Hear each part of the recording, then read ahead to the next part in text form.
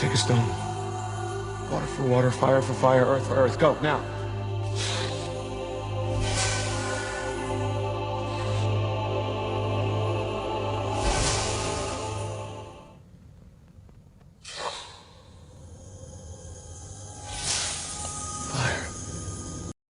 Hey, buddy, watch this.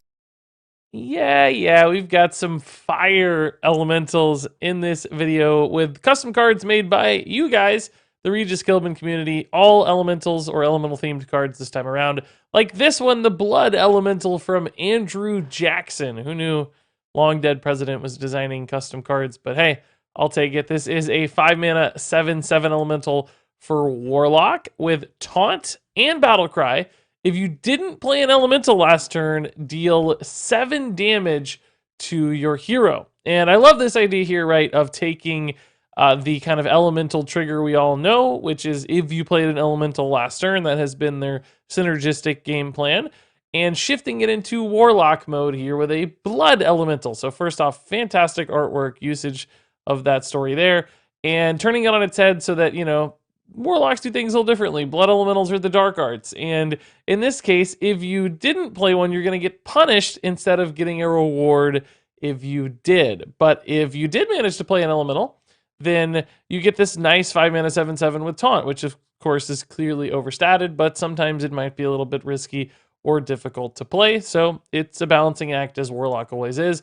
And then of course there are those really rare cases where maybe taking 7 damage is actually helpful if you have a pain style synergy deck like we've played a little bit in the past, but man, you're really living on the edge in that case. Nonetheless, I think this card just does a lot of really cool things and takes elementals in a familiar but still new direction. Next up here is the Heart Elemental, another one taking a spin on a new elemental alignment. This one from Fiend Bean. It's a 9-mana 2/2 for Shaman. And the battle card reads, if you played an elemental last turn, summon an earth, air, fire, and water elemental. And those are all cards in Hearthstone in case you weren't clear on what those were. So earth elemental, as we know from Shaman, it's a big 5-mana 7/8 taunt guy. Water Ellies are the mage 3/6 that freezes. Air elementals you might have forgotten, but those are just the little 2/1 can't be targeted. And of course fire elementals, the big 6/5. For Shaman. So this is a ginormous elemental board reload. If you manage to, you know, play an elemental previously, you get yourself a nice follow-up reward style card that can just help you do a variety of different things with all of those different elementals. And I think big payoff cards like this are exactly what elemental decks would need. This is also a battle cry, as we know, that can be pretty synergistic with Shaman. So a handful of different things here that would be the kind of centerpiece payoff card, and a nice reference perhaps to Captain Planet that would all in all lend itself towards, I think, a pretty nifty Hearthstone card. Next up here is the High Tide from a mage old as dirt, a 3-mana 4/3 elemental with a battle cry. If you've played an elemental for the last 5 turns, so really upping the ante here on that condition, then you can draw cards until your hand is full. And obviously an enormous hand reload, you know, theoretically could be up to 10 cards, probably more often going to be 6, 7, 8 cards, depending on the deck, maybe only 3 or 4, but nonetheless still an enormous card draw impact, and one that's reliable. It's not sometimes punishing like an Octosari because it's not a set amount. It's just drawing till you're full, so you're not going to overdraw anything. You're not going to burn through your deck like Myra's Unstable Element. It's not conditional like Divine Favor, so all in all, pretty much like the dream card draw setup, and of course very efficient for 3 mana, but you've got to achieve that condition. And as I've seen with things like Elemental Allies already, sometimes it's hard to get just like 2 or 3 elemental triggers in a row. Getting 5 in a row can be really, really tough, and you have to construct your deck in such a specific way to achieve that sometimes that might be problematic in and of itself. So a card here that the reward's great, but keep in mind it's also a legendary, so you have to hit it at the right time, at a meaningful moment. You have to set up this multiple turn setup. So I think that's a really cool balance, and I like that this is an extremely high payoff, but an extremely high demand to achieve that payoff. That's a cool card, a fun idea, and a deck building challenge, all of which make this fantastic from a mechanic and flavor standpoint. Next up here, let's take a look at the Wildfire Whip Master from Iron Shadow, a 3-mana 3/2 Elemental with a battle cry, deal 2 damage to a random enemy for each elemental you played last turn. So another spin here on the last turn aspect of elementals, but in this case, a reward based on just how many you were able to dump on board. And if you did play, 4 or 5 elementals, Wildfire Whipmaster is obviously going to be an enormous reward for that, because you could do, like 8 to 10 damage basically off your Wildfire Whipmaster, which clearly that could either help clear an opponent's board or just do a ton of face damage potentially as well. And this is another sort of card that I think elementals really needed to become a thriving archetype on their own. I don't think the payoffs for elementals were quite significant or efficient enough. And Wildfire Whipmaster, they definitely would be in that case, and it would reward playing lots of things at once, which isn't necessarily something elementals want to do. Sometimes they want to stretch those resources out over multiple turns to maintain multiple elemental triggers, but in this case, you kind of have to hard commit for that big swing and that big payoff, which is a neat new direction that still bases itself on that elemental synergy we all know. So I think Wildfire Whipmaster, clearly a great name and artwork connection here with an effect that makes a lot of sense for elementals as well. Next up here, we have the Volatile Elemental from Nutter666. 4 mana 2/2 elemental with battle cry, randomly gain +2 attack or +2 health, and then repeat that 2 more times. So basically, this is always going to end up with 10 total stats. It could be an 8/2, a 4/6, a 6/4, a 2/8, just depending on how these things go. There's a handful of different stat allocations. That's overstated based on a vanilla stat line, like, a Chillwind Yeti is a 4/5. That's a total of 9. So a slight advantage in raw stats, but at some risk, right? Because an 8/2 might just die or trade really inefficiently.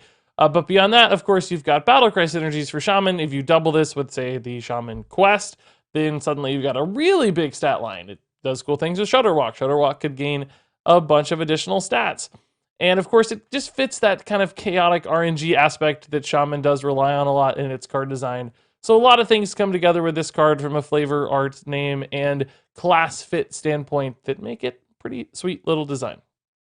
Moving on here to Therazane, one of the big elemental lords that we haven't seen yet in Hearthstone. We've had Rag and Neptulon and Alakir, but Therazane still hasn't made an appearance. But Andy Beast here has a take on her. She's a 6 mana 2/6 elemental for Warrior with Taunt and Start of Game effect. If all the minions in your deck cost 6 or more, summon this minion from your deck. So basically, you run this really greedy list with lots of high cost minions, and you get yourself a nice 2/6 taunt to start the game, which, you might say, well, Regis, that's so powerful to open the game with, having that minion on board.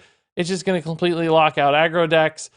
Maybe that's a possibility, but also keep in mind, you may not have much else to do for like the first 5 turns of the game. You, of course, can always hero power. Maybe you have some spells or weapons to help you keep up, but it's still a pretty big sacrifice from a deck building standpoint. And I think most importantly, it being at 6 mana is a really smart breakpoint, because even late in the game, that means they can never really play 2 minions per turn. If everything's 6 or more, you get to play a minion and do something else, but you're never playing multiple minions, which could really help lock out some mana combinations late in the game as well. So this wouldn't really work probably at 5 mana, but at that 6 mana breakpoint, it makes a lot of sense. So I like this. There's a chance this pays off. Maybe it backfires big time, but that's a really cool deck restriction and deck building sort of thing to work around. And I think it would be a really cool thing to try out in Hearthstone. Next up here is Floras Grove's Wrath, a 9 mana 5/5 elemental from Sparrow Storm. This one reads, Battlecry, if you played an elemental last turn and your deck has no duplicates, then you can discover 5 choose 1 cards. So a combination here of 2 different triggers. We've got the Highlander trigger and an elemental trigger, and if all that lines up, then you get yourself 5 additional choose 1 cards. So I think this is basically designed to be the perfect payoff for a Quest Druid deck that combines a handful of these different worlds together. Druid is not a class that typically has access to a ton of elementals, so it might be hard to squeeze all that together, but Oasis Surger is an elemental in particular for Quest Druids that already line up pretty nicely. And then if you get 5 additional choose 1 cards in a Quest deck, obviously those are probably going to be quite powerful. A lot of just extra stuff to do to stretch late into a game, and if you're getting both aspects of the choose 1 cards, then you're going to start rolling, but it does come at some cost, at that 9 mana slot. You're not doing much in that given turn. So it kind of reminds me of a card like Ysera Unleashed in a way, but that's a 9 mana value generating kind of card, but operates in a different direction by going into hand, giving you a little bit more impact to control because you're discovering them, so you know what you get. You can choose to accommodate the matchup you're in. Maybe you need damage, maybe you need minions, maybe you need removal spells. You get to decide with a card like Floras Grows Wrath, and that kind of branching paths aspect of it where you get to pick what you need, I think makes this card really interesting and potentially rather strong. Next up here, let's take a look at Bauble Gut, the Mudlord from the Beholder. It's a 9 mana 8/8 elemental neutral card with Taunt and Death Rattle. Summon a copy of this minion with half stats rounded down. As an 8/8, that means if it dies, it becomes a 4/4 taunt. If that dies, it becomes a 2/2 taunt. If that dies, it becomes a 1/1 taunt. If that dies, obviously, it rounds down. It goes to 0. But if you get this buffed at all, it starts changing the math in some pretty interesting ways, perhaps buying you an additional set of units at the end of the chain. Now, all that said, that does mean this is a really, really annoying minion to get through from a taunt aspect. Like, man, you got to chunk through all these different bodies. And in total, even at a base level, right, you're looking at 8 plus 4 plus 2 plus 1. So that's 12, 14, 15 in total stats. So there's a lot of just raw stat here as well. Now, of course, you know, if a card like this ever became predominant or you had some kind of cheese aspect, I think a silence could very easily resolve this. Plus, it is 9 mana, so it's a pretty big commitment to play a card like this. If your opponent does have that silence or efficient answer, forget about it. You've wasted so much mana, right? That I think all in all, that keeps this card kind of balanced and it feels okay. And it's just a really cool idea for a mechanic. It reminds you a little bit of like splitting Fester Root, but it's this idea of like this mud guy. He keeps getting torn down, but he kind of reconstitutes himself. Maybe some mud guts build off to the side, but there's still enough left to kind of get himself at least half as big as he was, which is a really fun idea. And it's a different spin on elementals as a mud elemental here. I think that's pretty darn cool. And then finally here, my last card is Frostwing from Willowing Away, a 3 mana 3/3 elemental legendary for Mage. The battle cry reads, if you played an elemental last turn, cast an arcane missiles that can freeze. I think that's a really cool idea, arcane missiles that kind of has a little bit of a Frost Nova attached into it as well, taking the RNG of arcane missiles to a whole new level where, oh my god, it's like, I really, really do this to hit the opponent's face so that I can lock out their weapon, or maybe there's an 8/8 on board, I have to freeze that one. I think that could offer some really fun moments, but it still doesn't feel crazy powerful. It's clearly a strong card because it could be just distinctly better than, say, a Frost Nova in some cases, because you get a 3/3 and you could lock down a board. In other cases, it completely whiffs and it's just, you know, like a 3 mana 3/3 with an arcane missiles, which it's fine, but not amazing. All in all, it is a legendary and it does have that elemental trigger, so it's okay for it to be a little better than a vanilla style card. But I think this just seems like a really fun idea and takes some things we know and shifts them in a new direction. So maybe I'd call them like freezing missiles and it would operate the same. But I think we all get the idea here based on the description. And again, a big payoff card for elementals is the sort of thing we need. And Frostwing, I think, would suit that rather nicely. And there you go, folks. That wraps it up for part 1 of our elementals. We've actually got even more awesome cards. You guys really went to town on this theme. So there's going to be a part 2 coming up very soon of additional elemental custom cards. So there's still a chance you might see your designs in the next video. That said, we're still going to prepare for the next round of custom card designs. And next time I want you to make me a 10 mana spell. So make a really big spell that makes sense for Hearthstone. We've seen a handful of 10 mana spells in the past, of course. Ultimate Infestation, probably the most memorable among them all. Maybe some Pyroblasts out there. But I want you to design something for me that just makes sense for 10 mana. I think it's hard to design 10 mana spells that aren't either too slow or too expensive or aren't crazy powerful. But I think you guys are up to the task, and I think we'll see some really cool designs. Of course, can be it for any class, can be legendary or not, just has to be a 10 mana spell. More details in the description below to submit your designs for next time. That said, thanks much for watching this time around. Share your thoughts on these cards in the comments below. But until then, thanks for hanging out, and until next time, game on.